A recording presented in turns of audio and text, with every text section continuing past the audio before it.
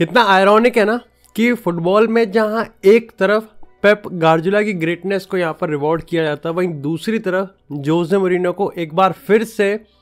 उसके 3 year stint या फिर हम कह सकते हैं 3 ईयर सिंड्रोम वाले साल में यहाँ पर सैक कर दिया गया है और काफ़ी अनएक्सपेक्टेडली सैक कर दिया गया है। मतलब ये दो वो फुटबॉल मैनेजर्स हैं जो कि शायद से सबसे प्रीमियर, सबसे टॉप और सबसे बड़ी राइवलरी को क्रिएट कर चुके हैं, चाहे हम बात करें बार्सिलोना और रियल मैड्रिड में या फिर बात करें इन जनरल जब हम फुटबॉल लैंडस्केप की बात करते हैं। लेकिन आज के इस एपिसोड में हम लोग 3 सवाल पे बात करने वाले हैं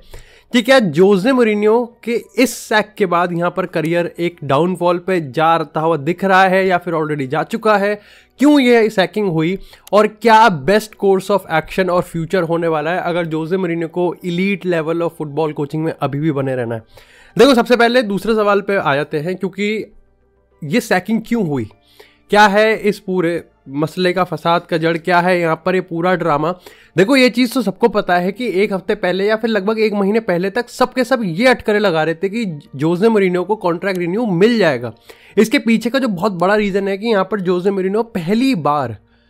काफ़ी सालों में अपने फैंस के साथ एक बहुत पैशनेट और बहुत लॉयल और कह सकते हैं कल्ट फॉलोइंग बनाते हुए दिख रहे थे। डिस्पाइट कि उनका जो विनिंग रेशियो है वो 1.6 पॉइंट्स के आसपास है, जो कि पिछले 40-50 साल में रोमा के किसी भी मैनेजर जिसने 50 गेम्स से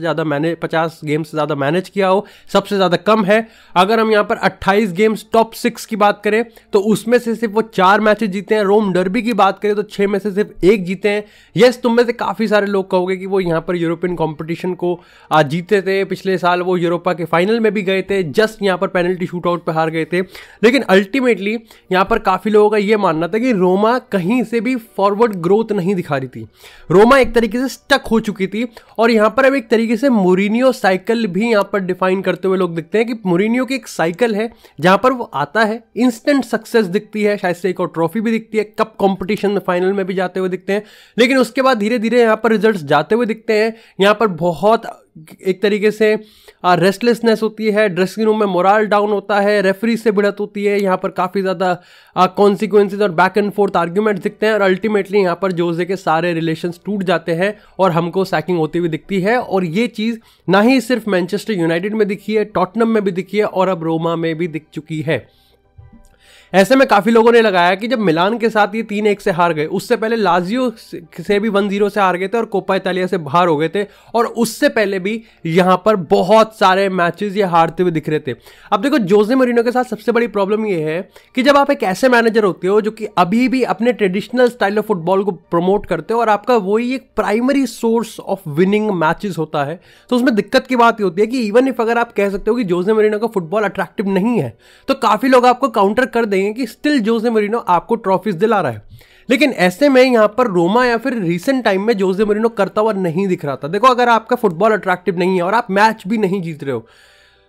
तो जोसे मोरिन्यो शायद से एकमात्र मैनेजर है जो कि अपनी कल्ट फॉलोइंग और कल्ट पर्सनालिटी के थ्रू बच सकता है। और अभी तक काफी लोग ये आर्ग्यू करते हैं कि वो बचता हुआ ही दिख रहा था। तुम में से काफी सारे लोग ये आर्ग्यू करोगे और ये पॉइंट सामने रखोगे, पिछले 2 सीजन की हम बात करें तो जोसे मोरिन्यो जो कि इतना डिमांडिंग मैनेजर है, और आज के मॉडर्न फुटबॉल में जब आपको पैसा चाहिए होता है कंपीट करने के लिए, यहां पर आप जोसे मोरिन्यो को कंप्लेन नहीं कर सकते। लेकिन इसके रिगार्डिंग ही सामने से जब ये आर्ग्यूमेंट आएगा कि जोसे मोरिन्यो ने पहले ही साल में ही नेट, बता रहा हूं मैं, 120 मिलियन से ज़्यादा साइनिंग करी थी, और उसके बाद की बात करें तो वो डिबाला को भी लेके आ चुका है, वो यहाँ पर लुकाकू को भी लेके आ चुका है। ये सारे वो प्लेयर्स हैं जो कि शायद से जोसे मोरिन्यो के अलावा नहीं आते। एक सिंपैथी का पॉइंट जो कि मैं जोसे मोरिन्यो के रिगार्डिंग ज़रूर कहूँगा कि यहाँ पर जोसे मोरिन्यो जिस स्क्वाड डेप्थ के साथ काम कर रहा है, ना क्रिस स्मॉलिंग खेल पा रहा है, ना ही यहाँ पर टेमी एब्राहम खेल पा रहा है, डिबाला भी बहुत इंजरी प्रोन है, उसके बाद अलग अलग टाइम पे बहुत सारे ऐसे प्लेयर्स हैं जो कि यहाँ पर अनअवेलेबल है। ऐसे में रोमा की जो स्क्वाड डेप्थ है वो लिटरली बहुत ज़्यादा पिट चुकी है। लेकिन अगर आप ओनर्स के पर्सपेक्टिव से भी एक बार इसको सोचोगे तो ओनर्स ये सोचेंगे कि पिछले 4 साल की बात करें, जहाँ अलग अलग सीरिया, चाहे नेपोली की बात करें, इंटरनेशनल की बात करें, मिलान की बात करें, यूवेंटस की बात करें, मतलब 4 सीजन में 4 डिफरेंट सीरिया चैंपियंस। ऐसे में रोमा जो कि मोरिन्यो को लेके आई थी, वो ना तो टाइटल कंटेंडरशिप दिखा रही है, बल्कि अब वो टॉप 4 से भी बाहर होती हुई दिख रही है।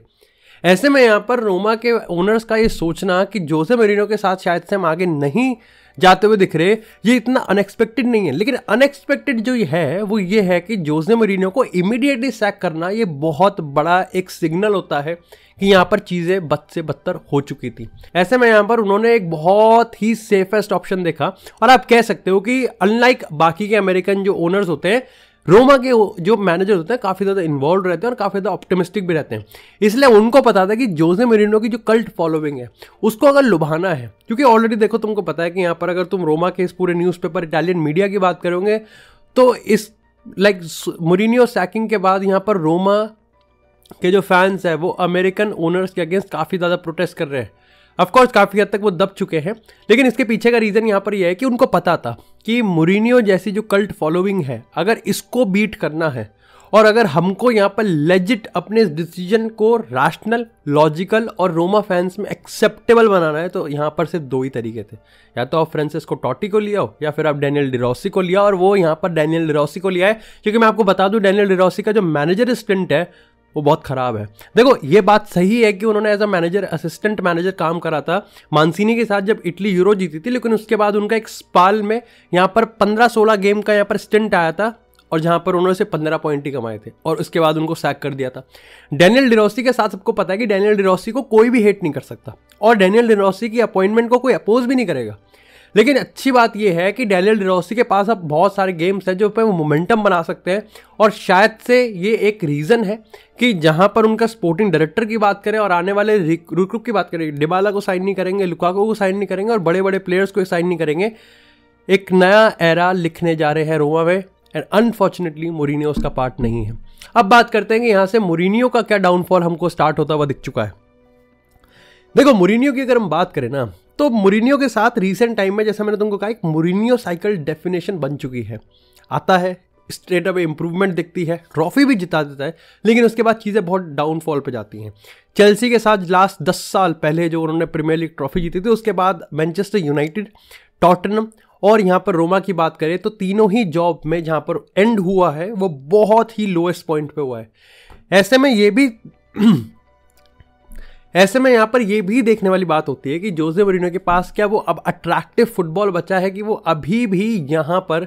कुछ जीत सकते हैं। अब देखो इसके पीछे ना मेरा एक बहुत सिंपल सी फिलॉसफी है। देखो फुटबॉल एक बहुत इम्पेशेंट गेम है, और आने वाले टाइम में ये जो हंगर है ना सक्सेस के लिए, ये आपको और भी ज़्यादा प्रोन और वल्नरेबल बताती है कि आप एक लॉन्ग टर्म स्ट्रैटेजी को फिलहाल के लिए छोड़ के शॉर्ट टर्म स्ट्रैटेजी पे आए थे। इसको हमने यहाँ पर मैनचेस्टर यूनाइटेड में भी होते हुए देखा है, टॉटनम में भी होते देखा है, और जब तक ये होता रहेगा तब तक जोसे मरीनो वो हुकुम का इक्का है जो कि हर क्लब एक ना एक बार तो चलने की कोशिश जरूर करेगा। और इसीलिए मेरे को लगता है कि जोसे मरीनो का करियर खत्म नहीं हुआ है। हालांकि ये चीज़ कंफर्म है कि जोसे मरीनो के ऑप्शंस अब बहुत लिमिटेड हो गए हैं, क्योंकि जहां सस्टेनेबिलिटी एक बहुत बड़ा मुद्दा उठ चुका है कि हर एक क्लब अब अपनी सस्टेनेबिलिटी को बहुत ज़्यादा फोकस में ला रहा है, बहुत ज़्यादा प्रायोरिटी दे रहा है। शॉर्ट टर्म सक्सेस ना अब बहुत कम ही क्लब ऐसे बचे जो कि उसको अफोर्ड कर सकते हैं या फिर उसको चलने का रिस्क ले सकते हैं। और ऐसे में हम तीसरे सवाल पे आते हैं कि अभी फ्यूचर के लिए best course of action Jose Merino के लिए क्या है, and for me that is the national team. देखो तुम एक बार खुद सोचो, नेशनल टीम ट्रांसफर मार्केट का कोई यहाँ पर प्रेशर नहीं, डे टू डे का कोई यहाँ पर प्रेशर नहीं, एक बहुत कम समय के लिए आपको जज किया जाएगा जो कि एक नॉकआउट कप कॉम्पिटिशन होगा। क्या ये जोसे मरीनो का फुटबॉल नहीं लगता? क्या ये जोसे मरीनो का प्राइम स्पॉट नहीं लगता?